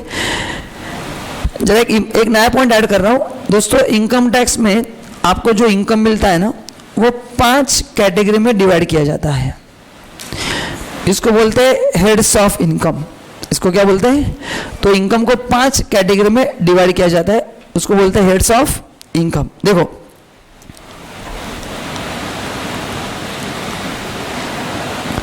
हेड्स ऑफ इनकम, ठीक है। देखो, पहला है इनकम फ्रॉम सैलरी। ना जो लोग जॉब कर रहे हैं, आप में से जिन लोगों के पेरेंट जॉब कर रहे हैं, बोले उनके लिए क्या होगा, वो इनकम फ्रॉम सैलरी होगा। दूसरा होता है इनकम फ्रॉम हाउस प्रॉपर्टी। आपका घर है, आपने लेट आउट किया है, रेंट पे दिया है, तो घर का जो रेंट मिलता है वो कौन से में टैक्सेबल है, इनकम फ्रॉम हाउस प्रॉपर्टी। तीसरा, profits and gains of business और प्रोफेशनल्स। इंडिया में सभी बिजनेसमैन या आप में से जिन लोगों के पेरेंट बिजनेसमैन है वो यहाँ पे आएंगे। Plus we all are professionals, doctors, lawyer, architect, CA, CS, CMA, all are professionals, वो भी यहाँ पे है। तो अपन सबका इनकम अगर अपन प्रैक्टिस करेंगे तो यहाँ पे आएगा, जॉब करेंगे तो सैलरी में जाएगा। फिर और एक इनकम होता है कैपिटल गेन। इस पर मैं बाद में भी चर्चा करूंगा, करो, बस वो पॉइंट बताने के लिए ज्यादा डिटेल में नहीं पढ़ा रहा हूं। So what is capital gain? जब भी आप कोई एसेट बेचते हो उसमें जो फायदा होता है वो कैपिटल गेन में आता है। जैसे हम शेयर्स लेते हैं, तो शेयर्स में जब पैसा इन्वेस्ट होगा उसमें जो फायदा वो कैपिटल गेन में आएगा। काफी लोग घर लेते हैं और वैल्यू बढ़ने का, काफी लोग गोल्ड लेते हैं बेचते हैं, तो एसेट बेच के होता है वो कहाँ पे आएगा, कैपिटल गेन में। एंड ये छोड़ के कोई भी अगर इनकम है जो पहले 4 में नहीं आता है वो लास्ट में आता है, इसको बोलते हैं income from other source, which is residual source of income. जो पहले 4 में नहीं वो कहाँ पे आता है, 5 में। तो बोलो इनकम टैक्स में इनकम को कितनी कैटेगरी डिवाइड किया है, 5 कैटेगरी। यहां तक समझ में आ गया? पहला कौन सा है, सैलरी दूसरा, हाउस प्रॉपर्टी तीसरा, बिजनेस प्रोफेशन फिर, कैपिटल गेन फिर, अदर सोर्स। ये हर एक चीज पढ़ना है। This is your syllabus. ये 5 चैप्टर सबसे इंपॉर्टेंट है। This is heart of income tax. अभी मैंने नाम इंट्रोड्यूस किए, ठीक है, यहां तक समझ में आ गया। अभी यहां पे आइए, देखो क्या लिखा है। In case of income under the head salary, house property and capital gain, method of accounting is irrelevant. मतलब इस 3 जो इनकम आता है उस पर टैक्स कैसे देना है वो हम बताएंगे। तुम्हारा अकाउंटिंग सिस्टम कौन सा फॉलो कर रहे हो, हमको कुछ लेना देना नहीं है। समझा क्या आपको? बोलो कौन से इनकम? सैलरी दूसरा, प्रॉपर्टी एंड तीसरा कैपिटल गेन। इन तीनों के लिए क्या होगा बताओ? तीनों के लिए क्या होगा? कौन सा इनकम आएगा वो? ये इसके लिए आपको अगर इंपॉर्टेंट, तुम अकाउंटिंग कैसे भी करो, हमने जो बोला उसके हिसाब से होगा। सो इन्होंने क्या बोला है मैं आपको उस चैप्टर में पढ़ाऊंगा। अभी वहां तक गए नहीं है, समझ में आ गया? एंड बचे जो 2 हेड से, कौन से बचे बताओ? In case income head under the head profit and gains of business profession और income from other source. Income shall be taxable on cash or accrual basis as per the method of accountancy regularly followed by the SAC। मतलब क्या बताओ? इन 2 method के आपको option दिया है। अगर आप कैश फॉलो करते हैं अकाउंट में, यहाँ पे कैश चलेगा। मर्केंटाइल है तो मर्केंटाइल चलेगा एक्सेप्ट डिविडेंड। डिविडेंड के लिए क्या करना है वो बाद में बताऊंगा in chapter income from other source.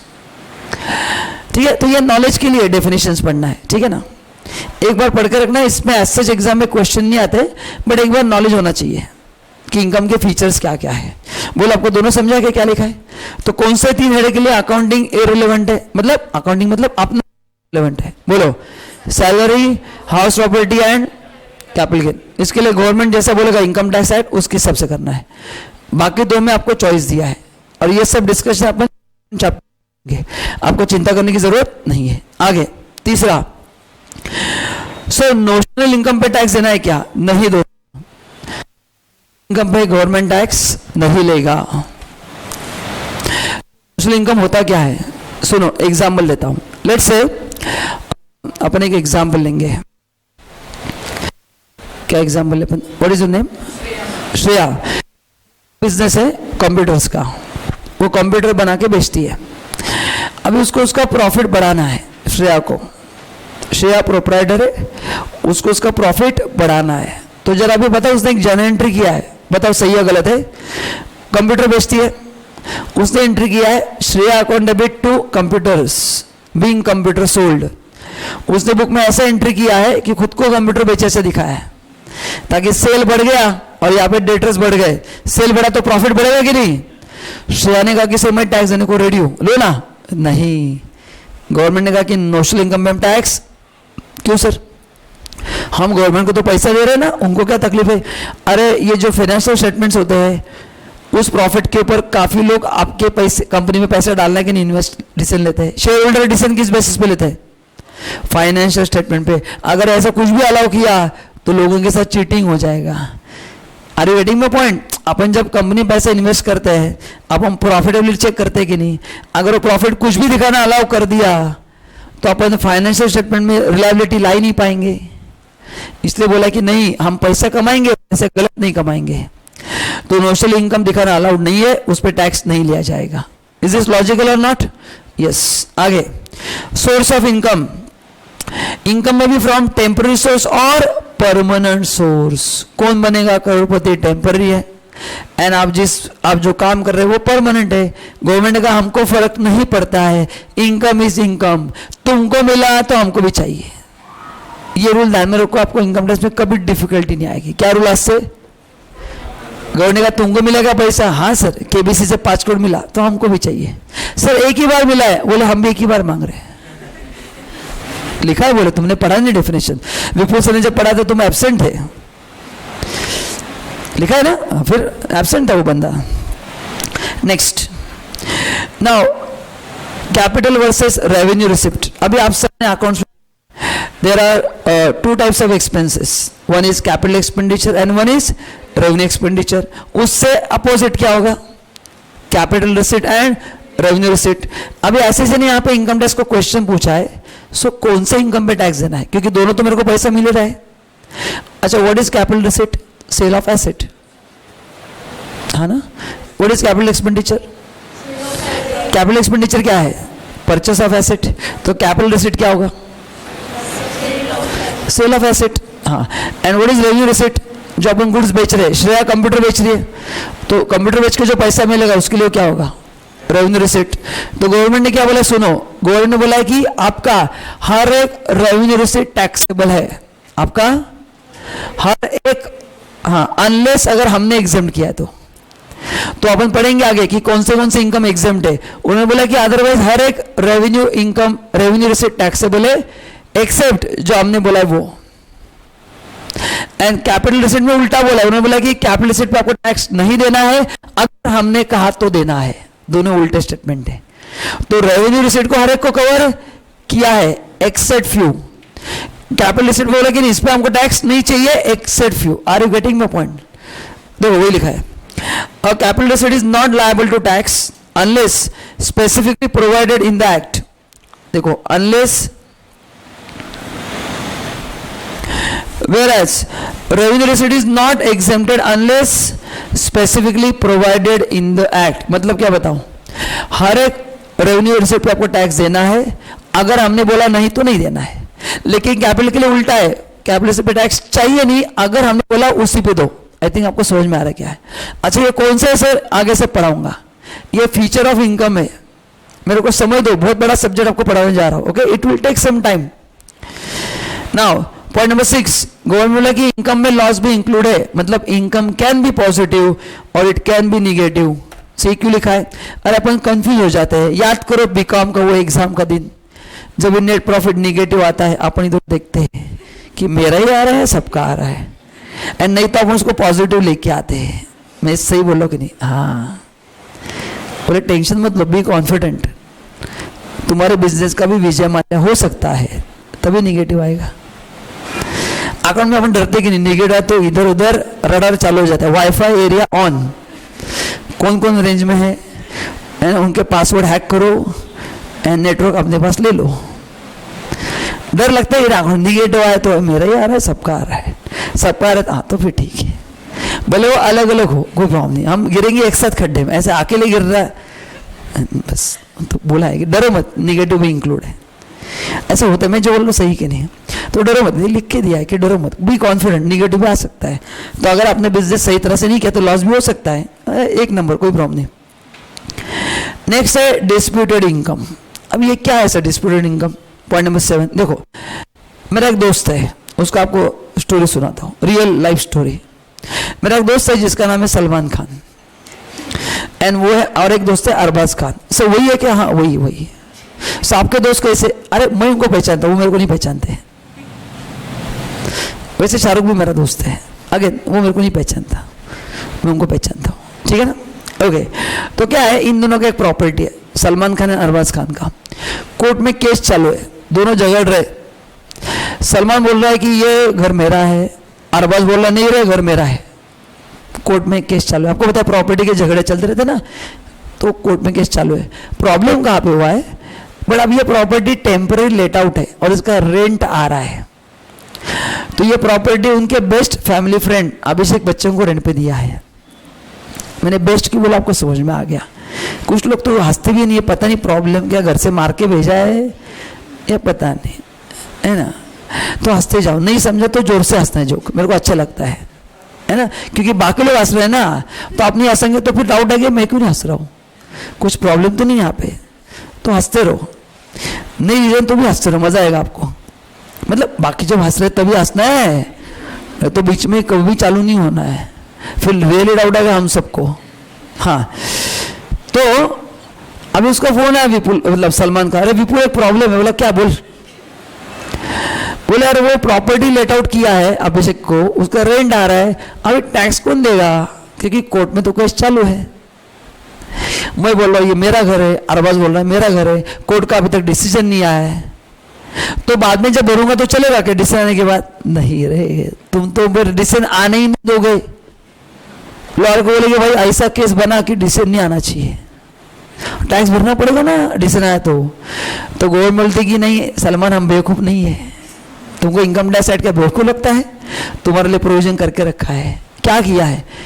अभी जो बंदा रेंट को एंजॉय कर रहा है उसको टैक्स देना पड़ेगा। इसको बोलते हैं disputed ownership. So when ownership is in dispute, the person who is enjoying that income he has to pay tax. तो जब तक उस प्रॉपर्टी का डिसीजन नहीं आएगा, बोलो तब तक कौन टैक्स देगा? जो एंजॉय कर रहा है वो। अगर सलमान को रेंट मिल रहा है तो सलमान देगा, अरबाज को मिल रहा है तो अरबाज, दोनों को मिल रहा है तो दोनों देंगे। Simple as that. समझा कि नहीं आपको? Next, lump sum receipt. Now what is lump sum? Government ने बोला कि इनकम मंथली हो, लमसम हो, वीकली हो, क्वार्टरली हो, डेली हो, आवरली हो, income is income. Whatever you receive in previous year 18-19, हमको उस पर टैक्स चाहिए। I think it's very simple concept, कुछ भी नहीं इसमें।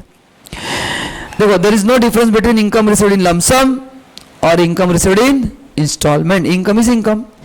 नेक्स्ट है रीइंबर्समेंट। देखो क्या है रीइंबर्समेंट, सुनिए ध्यान दो। रीइंबर्समेंट क्या है? अब एज्यूम करो, एक क्वेश्चन पूछता हूँ इन जनरल। आपने क्लास का ट्रिप जा रहा है, ठीक है ना? तुम्हारा नाम क्या है? स्नेहा एंड श्रेया। तो 500 रुपया चार्जेस है पर पर्सन के। तो स्नेहा ने श्रेया को फोन करके बोल दिया कि श्रेया आज लास्ट डे ट्रिप का मेरे 500 रुपये तू भर देना, मैं तेरे को कल दे दूंगी। श्रेया ने कहा ठीक है।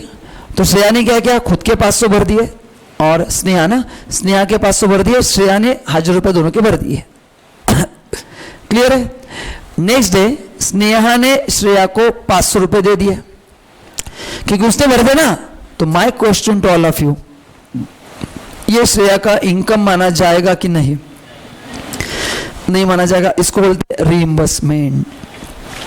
श्रेया ने जो खर्च किया वही उसके पास आ रहा है, रीइंबर्समेंट में टैक्स नहीं देना है, वही तो लिखा है, बट अमाउंट मैच होना जरूरी है। श्रेया ने बोला कि सर्विस चार्ज 100 रुपया, 500 रुपया भरने का। बोले बहुत महंगा गिरा ट्रिप। बोले ठीक है ये 100 रुपया दोस्ती के नाम पे कुर्बान, तो ये 100 रुपये को इनकम माना जाएगा। ये रीइंबर्समेंट नहीं, ये एक्स्ट्रा लिया है। तो बताइए रीइंबर्समेंट में टैक्स आएगा क्या? नहीं आएगा, मतलब उसको इनकम नहीं मानेंगे। ठीक है, आगे legality. Now what is legality? Example देता हूं। आप इनकम टैक्स ऑफिसर हो, ठीक है ना? आपने किसी घर पे छापा मारा एंड उसके घर पे बेड पे मिल गया, बेड के नीचे मिल गया 300 करोड़ रुपया। 300 का बेड बना के सो रहा था वो। बोल सकते मेरी गादी 300 करोड़ की है, बहुत मजा आता है। आपने उसको पकड़ लिया है ना, उस चोर को। आपने बोला भाई तेरे को टैक्स भरना पड़ेगा, पेनल्टी जो है, क्योंकि चोरी की है ना, इलीगल पैसा है, तो इनकम टैक्स के जो कॉन्सिक्वेंस है वो सब तेरे को अप्लाई होंगे। टैक्स, पेनल्टी, फाइन, प्रोसिक्यूशन, जो एप्लीकेबल है। उसने कहा सर देखिए एक प्रॉब्लम है। आपने बोला क्या? बोले सर ये इलीगल इनकम है। Why you are taking tax on illegal? ये मैंने गलती की है ना, मैं और भगवान देख लेंगे, इसका मैं प्रायश्चित ऊपर जाके करूंगा, आप इसके भागीदार मत बनो, ये पुण्य का पैसा नहीं है। चोरी के पैसे पे टैक्स लोगों को तुमको भी भगवान माफ नहीं करेगा। आप बोलेंगे भाई प्रवचन बंद कर, चुपचाप टैक्स दे। वही लिखा इनकम टैक्स में। हमको फर्क नहीं पड़ता लीगल हो या इलीगल, तुमको मिला हमको भी चाहिए। ये जो समझेगा ना उसको मेरा सब्जेक्ट इजी हो जाएगा। आप बोलेंगे भाई फिलोसफी मत झाड़, प्रवचन मत दे, इलीगल लीगल भगवान, वो भगवान भी नहीं छोड़ेंगे, हम भी नहीं छोड़ेंगे। तेरे को मिला ना, हाँ मिला, हमको ही चाहिए। सो इनकम लीगल हो या इलीगल, आपको टैक्स देना पड़ेगा, मतलब टैक्स देना पड़ेगा। हाँ आगे डबल टैक्सेशन। एग्जाम्पल देता हूँ क्या होता है डबल टैक्सेशन। सुनिए बहुत आसान एग्जाम्पल है। तो मैं टैक्स ऐसे पढ़ा, मैं आपको हर एक के लॉजिकल एग्जाम्पल दूंगा, मतलब आपको पढ़ना बहुत इजी हो जाएगा। ठीक है ना? ओके नाउ से आप दोनों एक फर्म में पार्टनर हो, आप और आपके बाजू जो बैठा है, उसका इनकम 100 रुपया हुआ है, जस्ट फॉर एग्जाम्पल। उस 100 रुपये पे फर्म ने 30 रुपया टैक्स दिया, एग्जाम्पल। तो कितना इनकम बचा? 70 रुपीज। Do you agree? आप दोनों इक्वल पार्टनर हो, दोनों में 35 बढ़ गया, यहां तक कोई अड़चन नहीं. Perfect. Now my question to all of you, इस 35 पे as a partner will you pay tax again और नॉट? नहीं देंगे. अगर देंगे तो डबल टैक्स होगा. वही तो बोला है कि डबल टैक्सेशन नहीं होगा. वही तो बोला है डबल टैक्सेशन नहीं होगा. Same income cannot be tax twice. Same income cannot be tax twice. Is this clear? Okay, चलो next. Income by mutual activity. अभी ये क्या है पहले किस्सा समझ लो, ध्यान से सुनिए. जैसे यहाँ पे 200 स्टूडेंट्स है. आप सबने डिसाइड कि हम 1000 रुपीज मंथली कॉन्ट्रीब्यूशन लेंगे हर एक स्टूडेंट से. सो 200 स्टूडेंट इंटू 1000 कितना बनेगा? 2 लाख रुपए बनेगा पर मंथ. ये 2 लाख रुपए का हम क्या करेंगे, अच्छे अच्छे स्पीकर को बुला के will organise excellent seminar for us, ताकि हम जब जाके जॉब करेंगे उसका अपने को प्रैक्टिकल नॉलेज मिलेगा. आर्टिकलशिप में तो मिलेगा ही, एक्स्ट्रा मिलेगा.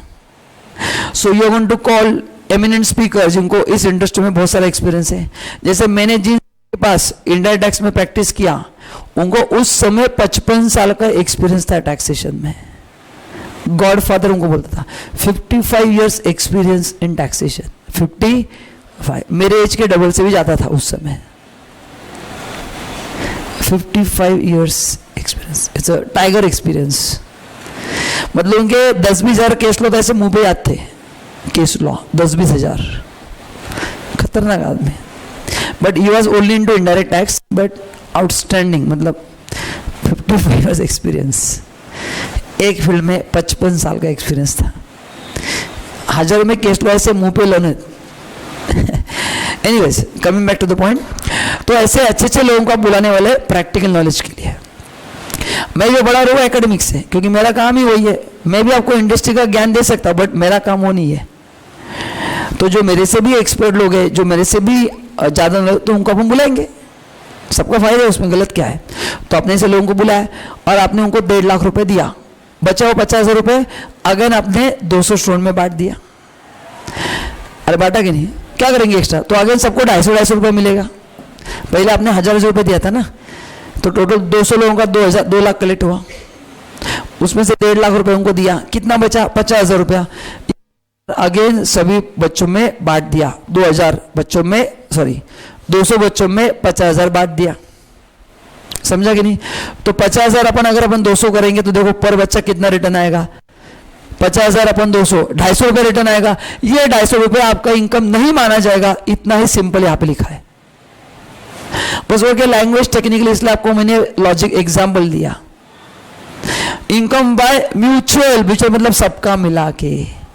बट ध्यान में रखना एक चीज, ये आपने जो एसोसिएशन फॉर्म किया है जिसको बोलते हैं स्टूडेंट एसोसिएशन, ये अनइनकॉर्पोरेट होना चाहिए. क्या होना चाहिए? हाँ, तो ही होगा, क्योंकि अनइनकॉर्पोरेटेड तो आपको और एसोसिएशन को एक माना जाता है. अलग एंटिटी फॉर्म करेंगे तो फिर गड़बड़ होगा, फिर 2 लोग अलग अलग हो जाएंगे. अरे समझा कि नहीं? हाँ, तो ये एसोसिएशन क्या होना चाहिए? हाँ, तो आपने एक स्टूडेंट एसोसिएशन बनाया, CA student association of Pune. आप क्या करते हैं? स्टूडेंट से पैसा लेते हैं, अच्छे अच्छे सेमिनार ऑर्गेनाइज करते हैं एंड बचा पैसा उनमें बांट देते हैं. तो उनको जो बचा पैसा मिलेगा उस पर क्या टैक्स देना है क्या? अरे नहीं, मेरा ही पैसा मेरे पास रिटर्न आ रहा है और वो और हम सेम ही है, क्योंकि वो अनइनकॉर्पोरेटेड है. आपको लॉजिक समझा कि नहीं? बस ये जो पढ़ने जा रहा हूँ वही है.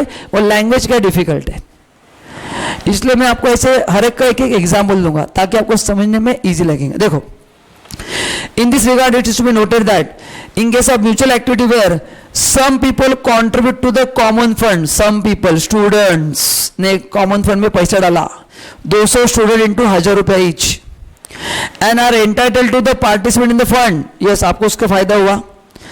आपने सेमिनार वगैरह ऑर्गेनाइज किया ना, तो फंड से जो पैसा बेनिफिट मिलेंगे आपको मिलेंगे, क्योंकि फंड में आपने पैसा डाला है. एंड सरप्लस अराइजेस, 50 रुपया सरप्लस था जो 200 बच्चों में बांट दिया, 250 रुपये per student. Among the contributor of the fund student, such surplus shall not be treated as income. But बताओ ये एसोसिएशन कैसा होना चाहिए? अनइनकॉर्पोरेटेड होना चाहिए. इनकॉर्पोरेट क्या, तो फिर वो 2 अलग अलग एंटिटी बन जाएंगे ना, फिर कंफ्यूजन होगा. ओके, नाउ अभी एक्सेप्शन है. income derived by trade, professional or similar association from rendering specific service to member shall be taxable as income. Example लो अपने इंस्टीट्यूट का, अपने इंस्टीट्यूट यहाँ पे आता है प्रोफेशनल इंस्टीट्यूट, तो अपने इंस्टीट्यूट जो जैसे फॉर एग्जांपल आईसीआई इंस्टीट्यूट ने खाली मेरे को सर्विस दिया, मैं उनको कुछ चार्जेस पे कर रहा हूँ तो उनका इनकम माना जाएगा, मैं भी उसका मेंबर ही हूँ ना। हाँ, लेकिन तो मतलब ये बोलना क्या चाहते हैं, ये पॉइंट बोलना चाहता है कि जो प्रोफेशनल बॉडीज है वो जो मेंबर से पैसा लेते हैं वो भी उनका इनकम नहीं माना जाएगा, क्योंकि सभी मेंबर से ले रहे हैं ना, लेकिन खाली मेरे से पैसा लिया, they have provide service only to me not all other members, then मेरे से जो पैसा लिया जाएगा वो इनकम माना जाएगा। एंड ये पॉइंट अभी आप मत पढ़ो, ये आगे पॉइंट आएगा ना चैप्टर 3 में, मैं इसके ऊपर डिटेल डिस्कशन करूंगा। तो अभी समझ में आया तो अच्छी बात है, नहीं आया तो एक्सलेंट। चैप्टर 3 में इसके ऊपर डिस्कशन होने वाला है, अब चिंता मत करो। एंड पीजी पे भी होगा। सो चैप्टर 3 एंड चैप्टर 5 इसके ऊपर मैं डिटेल में डिस्कशन करने वाला हूं। आगे आ जाओ, अभी कुछ थोड़े पॉइंट बाकी है, फिर हम ब्रेक लेने वाले हैं। ओके नाउ, हाँ चलो हो गया क्या, ये लो।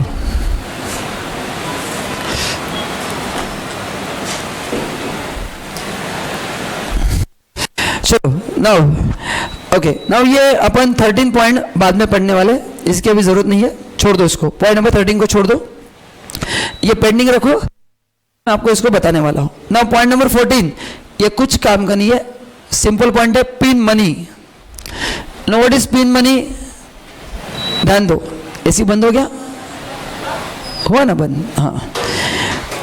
पिन मनी क्या होता है, पिन मनी का मतलब है बहुत सिंपल है, सुनो। अच्छा, आप में से कितने लोगों की मॉम हाउसवाइफ है? हाँ, मेरी भी मॉम हाउसवाइफ है। तो पहले उनको डैड पैसा देते थे, है ना, तो जिन लोगों की मॉम हाउसवाइफ है उनको डैड पैसा देते हैं, तो ये उनको जो पैसा मिलता है फॉर हाउस होल्ड एक्सपेंसेस, इसको बोलते हैं पिन मनी। सो इसको भी इनकम माना गया है क्या? अभी नहीं, तुमको मिला तो हमको चाहिए नहीं, यहाँ पे नहीं है। तो गवर्नमेंट बोला कि नहीं, ये उनका इनकम नहीं माना जाएगा। तो आपके डैड ने मॉम को जो खर्च के लिए पैसे दिए हैं, ये उल्टा हो गया। कोई हाउस हस्बैंड है, ऐश्वर्या अभिषेक बच्चन, उल्टा भी हो सकता है, एग्जाम्पल दे रहा, आप उसको प्रैक्टिकली मत समझना।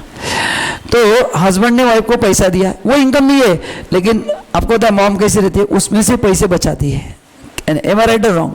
मॉम बहुत समझ के पैसा खर्च करती है।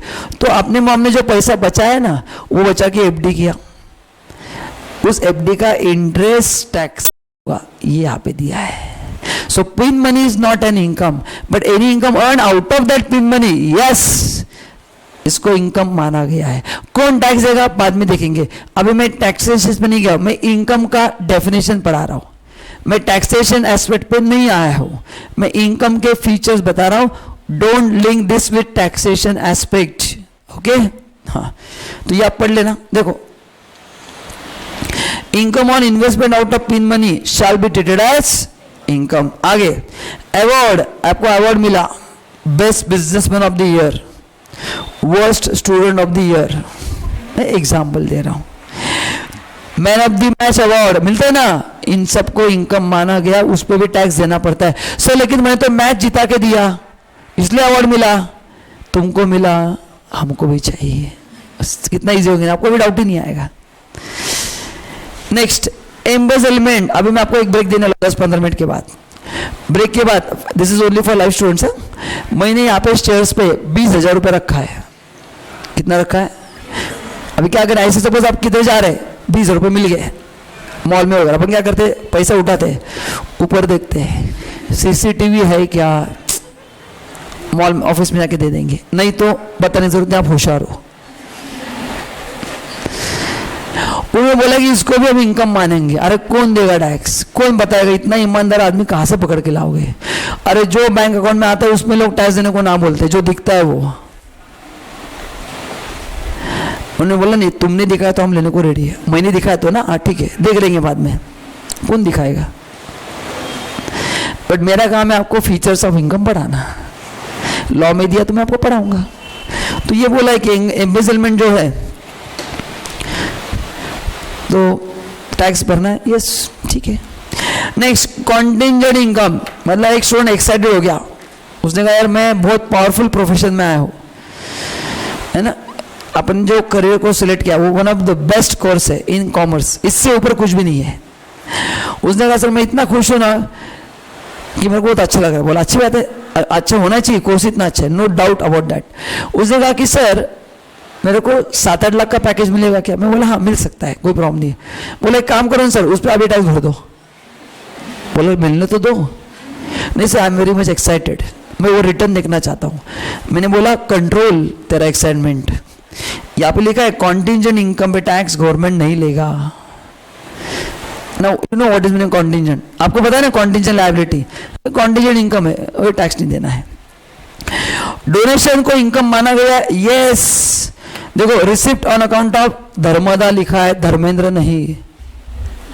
सर धर्मदा क्या होता है? बट ये हमको तो दोनों नहीं पता, धर्मेंद्र पता है सर वो। और डोनेशन इज नॉट टैक्सेबल, उसको इनकम माना गया है। धर्मदा मतलब आप जो चैरिटी करते हो ना, तिरुपति बालाजी आप गए, आपने बोला भगवान बहुत ग्रुप क्लियर, 10,000 रुपये रखूंगा, 3 उपवास, साल में 3 बार आऊंगा, बस 2 ग्रुप क्लियर कर।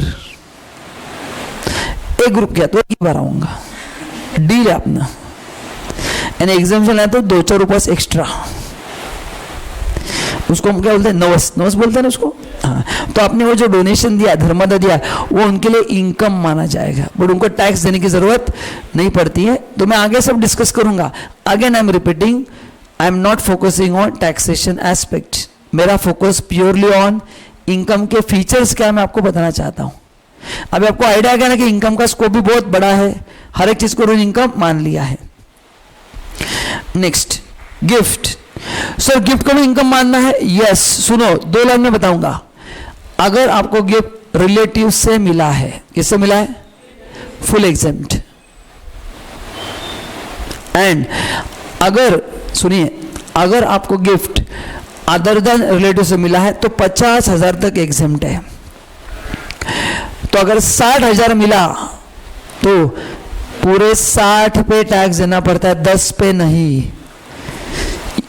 या हम पढ़ेंगे इनकम फ्रॉम अदर सोर्स, तो ये डिस्कशन बाद में होगा। बस गिफ्ट को भी इनकम माना गया है, ये समझो। वो टैक्सेबल होगा नहीं होगा बहुत दूर की कहानी। अभी अपन फर्स्ट चैप्टर में आज 2-4 लेक्चर तो हुए है ना, तो इस सब्जेक्ट के लिए आपको भयंकर पेशेंस रखने पड़ेंगे। It's a big subject, time लगेगा। नेक्स्ट लास्ट पॉइंट है सब्सिडी और ग्रांट। इसके बाद मैं आपको ब्रेक दे दूंगा। सब्सिडी और ग्रांट को इनकम माना जाता है, यस। आपको गवर्नमेंट से जो सब्सिडी मिलता है ना, देखो assistance in the form of subsidy और ग्रांट और कैश इंसेंटिव और duty drawback, waiver, concession. Duty drawback क्या है मैं बाद में पढ़ाऊंगा पीजीपीपी में, ठीक है। बस गवर्नमेंट ने आपको सब्सिडी दिया है, आपको मिलता है ना घर पे एलपीजी का सब्सिडी, हाँ वो। Reimbursement by whatever name called will be taxable as income बोला गया है। सर हम तो कोई उस पर टैक्स नहीं भरते, भरना चाहिए पर निग्लिजेंस है लोगों की तरफ से, एंड गवर्नमेंट भी स्क्रूटिनी रेज नहीं कर रही है, ठीक है ना। ओके, बट क्या हो रहा है वो अपन पहले दे रहे बाद में अपने अकाउंट में आ रहा है ना, ऐसा कुछ तो भी हो ना। पहले गैस का पैसा देना पड़ता है, जो दिया वही एक रिटर्न आ रहा है, ठीक है ना। तो इट्स काइंड ऑफ रीइंबर्समेंट हो रहा है, ठीक है। ओके, सो तो आपको गवर्नमेंट से जो सब्सिडी मिलेगा, गवर्नमेंट से नहीं किन से मिलेगा, ऐसा कुछ लिखा नहीं। देखो पहला किन से मिलेगा, point number 1, receive from central government, state government, local authority, any body और एनी एजेंसी। इन 5 में से किसी से भी मिला बोलो तो क्या माना जाएगा आपका, इनकम माना जाएगा। वेदर रिसीव्ड इन कैश और काइंड तो भी इनकम माना जाएगा। Whether subsidy is given for day to day operation और सेटिंग अप ऑफ नया यूनिट, मतलब एग्जिस्टिंग बिजनेस के लिए दिया तो भी इनकम माना जाएगा। नया बिजनेस स्टार्ट करने के लिए दिया तो भी इनकम माना जाएगा, ठीक है। ये पॉइंट अभी नहीं पढ़ना है, ये अब हम पढ़ेंगे पीजीपीपी में, छोड़ दो इसको। एंड लास्ट, अभी ये पॉइंट थोड़ा अलग है।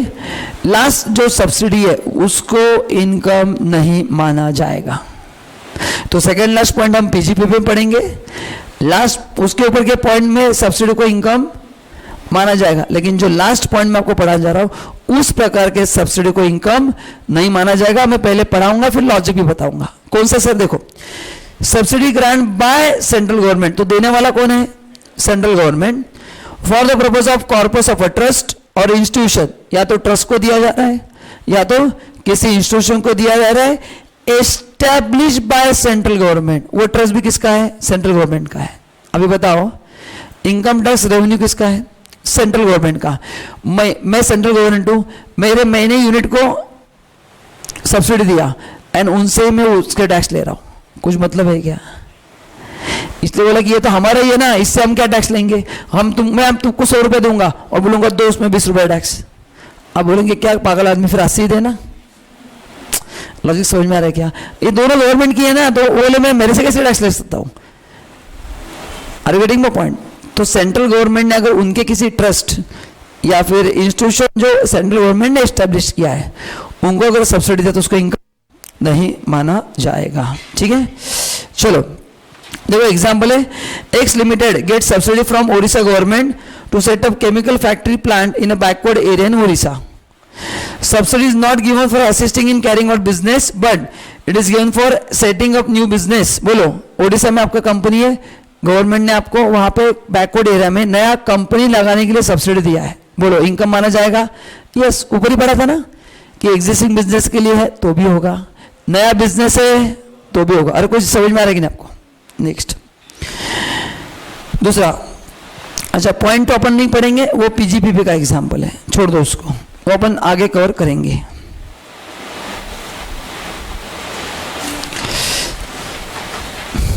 Is this clear?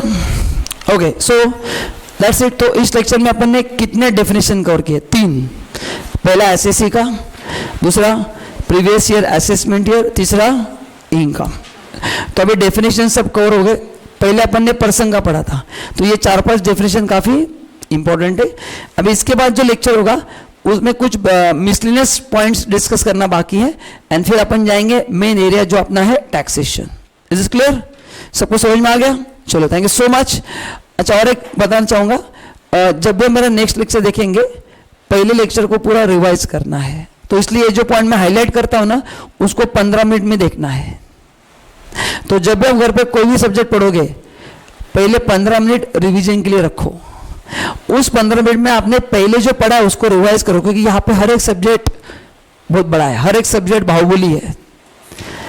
तो खाली आप आगे पढ़ते गए ना, पीछे सब छूट जाएगा। तो आपने को आगे भी जाना है एंड जो पढ़ा है उसको भी आगे लेके जाना है।